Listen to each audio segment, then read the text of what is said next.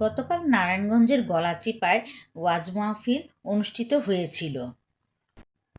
এই ওয়াজ মাহফিলকে কেন্দ্র করে বিভিন্ন ধরনের খাবারের পসরা বসেছিল। বিভিন্ন ধরনের খাবারের মধ্যে সবচেয়ে উল্লেখযোগ্য যেটা ছিল সেটা হচ্ছে চিংড়ি মাছের মাথা, যেটা কিনা খুবই লোভনীয় এবং মজাদার। এটা অনেকের কাছেই খুবই পছন্দনীয়। পাশে ছিল বিভিন্ন ধরনের আচার এবং ড্রাই ফ্রুট জাতীয় খাবার।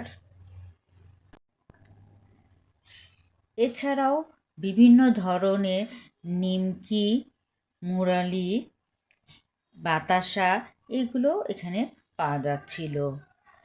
বাচ্চাদের জন্য বিভিন্ন রকমের খেলনা এখানে পাওয়া যাচ্ছিল। দোকানিরা তাদের নিজেদের পছন্দ মতন দোকান সাজিয়ে বসেছেন। দেখুন এখানে কত রকমের খেলনা পাওয়া যাচ্ছে।